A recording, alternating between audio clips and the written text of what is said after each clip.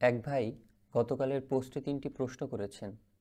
এক, স্টুডেন্ট লাইফে বিয়ের জন্য ডেসপারেট থাকলেও একটা সময় গিয়ে যখন ক্যারিয়ারের জীবনে প্রবেশ করে তখন অনেক ভাইকে দেখি বিয়ের প্রতি আগ্রহ হারিয়ে ফেলে এবং দিন দিন আগ্রহটা কমে যায়।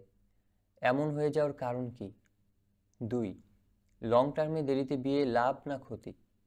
এক্ষেত্রে কারণ যদি হয় ফিনান্সিয়াল কনফিডেন্স। ৩, ডিফারেন্ট মানুষের পার্সপেক্টিভ ভিন্ন হলেও ডেসপারেটলি বিয়ের চিন্তা থাকলে একটা সময়ে বিয়ের আগ্রহ হারিয়ে ফেলে, এটা কি বার্নআউট? উত্তর লিখতে গিয়ে মন খারাপ হয়ে গেছে, বুক ভারী হয়ে গেছে, তাও লম্বা সময় নিয়ে লিখেছি। কমেন্টে রিপ্লাই করতে গিয়ে দেখি এত লম্বা কমেন্ট করার নিয়ম নাই, তাই এখানে দিচ্ছি।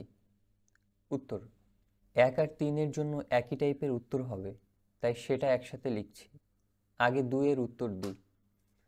আর বলাই বাহুল্য, পুরো উত্তরটা সাধারণভাবে চারপাশের ভাইদের লাইফ অবজার্ভ করে বলা। অবশ্যই কিছু মানুষ ব্যতিক্রম আছে, তাদের কথা এখানে আসেনি। দেরিতে বিয়ে করলে ক্ষতি, দুনিয়া আখিরাত দুই দিকেই ক্ষতি, প্রচণ্ড ক্ষতি। ফিনান্সিয়াল ইন্ডিপেন্ডেন্স, নিজের ফ্যামিলির দায়িত্ব নিতে পারাটা জরুরি, এবং সেটা ১৫ থেকে ১৭ বছর বয়সেই সম্ভব। এটাই একটা বালককে মনস্তাত্ত্বিকভাবে পুরুষে বদলে দেওয়া শুরু করে। আমাদের বেশিরভাগ ছেলেরাই ৩০ বছর পরেও ফ্যামিলির বাইরের মানুষদের ফিনান্সিয়াল দায়িত্ব নিতে শিখে না, বাবু রয়ে যায়। বিয়ে সংসার পুরুষদের জন্য, বাবুদের জন্য না। কারণ সংসারে প্রচুর ম্যাচিউর বিষয়ে ডেইলি ডিল করা লাগে। বাবুরা সেখানে নিয়মিত প্যাচ লাগায় দক্ষতার সাথে, পরে খালি আফসোস করে। ১৩ থেকে ১৪ বছর বয়সে হরমোনাল কারণে ছেলেদের মধ্যে প্রচণ্ড জীবনী শক্তি আর উদ্দীপনা কাজ করে, সেই সাথে রোমান্সও। এই এনার্জি আর ইচ্ছেটাকে মাথায় রেখে একটা ফ্যামিলি চাইলেই একটা ছেলেকে সেই বয়সেই ফিনান্সিয়াল দায়িত্ব আর কাজের দক্ষতা গড়ে দিয়ে কাজে লাগাতে পারে। ছেলেটাকে দায়িত্বশীল আর মানসিকভাবে ম্যাচিউর পুরুষে গড়ে তুলতে পারে। বলা বাহুল্য, বেশিরভাগ ফ্যামিলি গবেট টাইপের। তারা এই সময়ের ভালো ছেলেদের চাহিদাও বুঝে না, জরুরতও বুঝে না। আবার কিভাবে ছেলেটাকে হেল্প করতে হবে, গড়তে হবে সেটাও জানে না। জানে না সেটা সমস্যা না, জানার ইচ্ছা আর চেষ্টা নাই, সেটাই অ্যাকচুয়াল প্রবলেম। যদি একটা পরিবার তাদের সন্তানকে এভাবে গড়ে দিত, তাহলে একটা ছেলে ১৮-র আগেই ফিনান্সিয়ালি ইন্ডিপেন্ডেন্ট হয়ে যেত। অন্তত বিয়ে সহ নিজের বাবা মায়ের দায়িত্ব নেওয়ার মতো ক্যাপাসিটি সহজেই হয়ে যেত। মানসিক পরিপক্কতা চলে আসতো এই দায়িত্ব নেওয়ার কারণে। পড়াশোনা শেষ করে সেভিং সহ ফিউচার নিয়ে ডিল করার জন্য রেডি হয়ে যেত খুব শীঘ্রই। তো যেটা হয়, ১৭ থেকে ১৮-তে একটা বউ পাইলে একটা ছেলে তার জন্য জান কুরবান করে দিবে, কারণ তীব্র আবেগের ঢল। এই আবেগে সে প্রচুর ঘোরাঘুরি করবে, লাফালাফি করবে, দিনরাত তার ওয়াইফের সাথে দুষ্টামি করবে। মোট কথা, কন্টিনিউয়াস মেমোরি ক্রিয়েট করতে থাকবে নিজেদের অজান্তেই। এইভাবে তাদের মধ্যে ন্যাচারালি একটা শক্ত বন্ধন তৈরি হবে। ২৫-এর আগেই একটা দিনদার বিবাহিত ছেলের হরমোনাল জোয়ার স্থির হয়ে আসবে। সে আরও ম্যাচিউর হবে, টাইম অ্যান্ড স্ট্রেস ম্যানেজ করতে শিখে যাবে। প্রায় ১০ বছর ধরে ইনকাম করা আর ফ্যামিলির দায়িত্ব নেওয়ার পাশাপাশি বিবাহিত হওয়ার কারণে।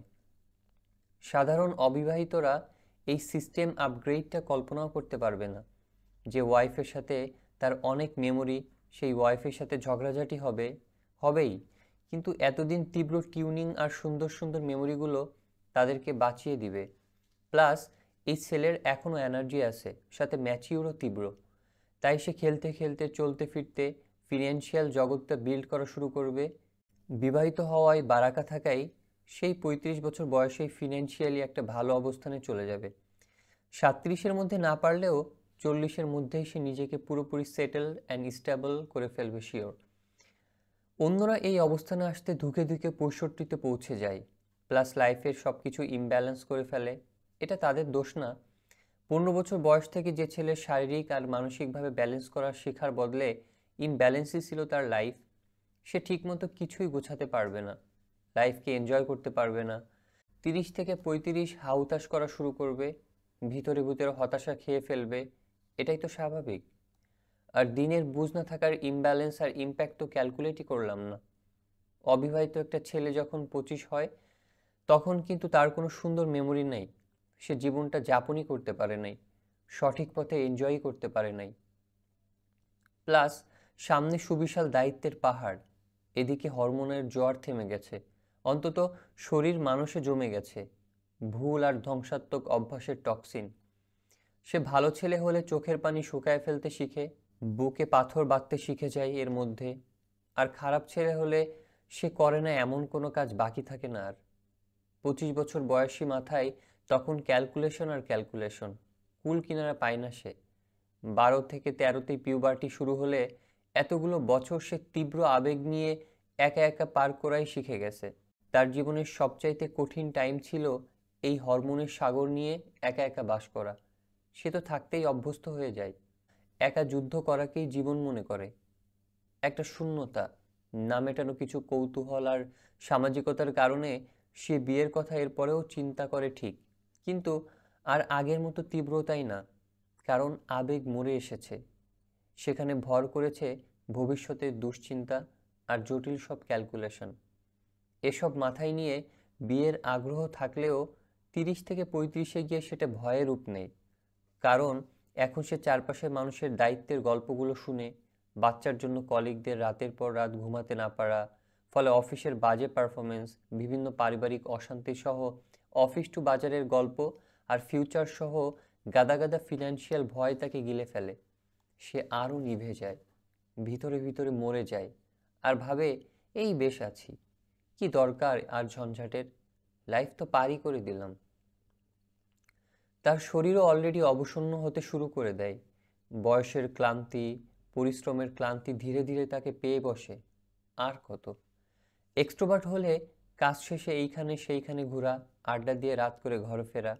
আর ইন্ট্রোভার্ট হলে কাজ শেষ করে দ্রুত ঘরে ফিরে নিজেকে লুকানো, নিজের গড়া আভ্যন্তরীণ সাম্রাজ্যে চুপচাপ সময় কাটানো।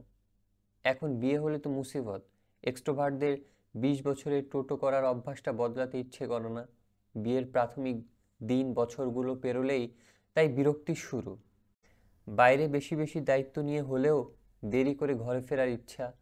আর ইন্ট্রোভার্টদের তো পুরো জগৎটাই বরবাদ।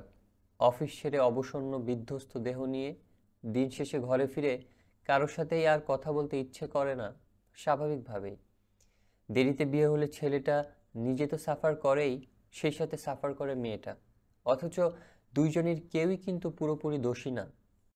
এরপরেও ছেলে ভালো হলে, শিক্ষিত মন মনন থাকলে এক্সট্রোভার্ট ইন্ট্রোভার্ট সবাই মানিয়ে নেয়। সেই মানিয়ে নেওয়ায় কোনো উদ্দীপনা থাকে না, জীবন থাকে না, বেঁচে থাকাটা মিসিং থাকে।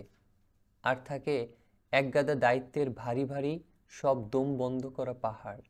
এই তো। এই লেখাটি আমার অসম্ভব ভালো লেগেছে। লেখাটি বেশ একই সাথে আমাকে বিষাদ এবং চিন্তার জগতে খানিকটা সময় ডুবিয়ে রেখেছে। আর এই লেখাটি মোহাম্মদ তোহা আকবর ভাইয়ের ফেসবুক টাইমলাইন থেকে নেওয়া। তো এই লেখার পার্সপেক্টিভ এবং আপনাদের লাইফ পার্সপেক্টিভ থেকে এই আর্লি ম্যারেজের এই সেন্স নিয়ে অ্যান্ড লেট ম্যারেজের সেন্স নিয়ে আপনাদের কি অনুভূতি এবং অভিমত অবশ্যই কমেন্ট বক্সে জানাতে পারেন।